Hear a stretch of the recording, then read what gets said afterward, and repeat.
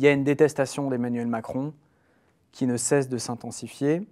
Et du point de vue de ces électeurs et électrices du RN que j'ai rencontrés, ils n'arrivent toujours pas à le situer non plus entre la droite et la gauche. C'est-à-dire qu'on continue à avoir des phrases de type « lui, on ne sait pas trop où il est », etc.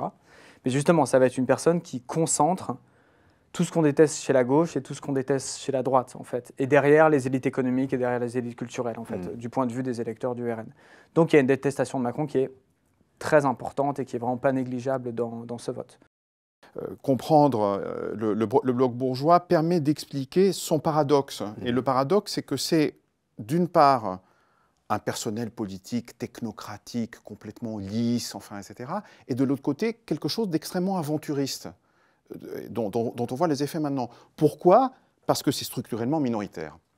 Et comme c'est structurellement minoritaire, comme la base de toute façon d'emblée était très restreinte, elle repose sur un calcul tactique qui est constitutif du macronisme. La reproduction en permanence et la reconduction du face-à-face avec l'extrême droite. Je suis une sorte de bloc central au sens topologique du terme. Hein. C'est tout à fait une politique de droite, mais topologiquement, le macronisme est une sorte d'axe central. Hein, ce que disait aussi, d'où ce que disait Félicien Fauré tout à l'heure, que les électeurs du RN n'arrivent pas très bien à le situer, parce que justement, c'est l'axe central. Il a été d'ailleurs ministre de François Hollande, après tout. Hein, je veux dire, c'est pas bon.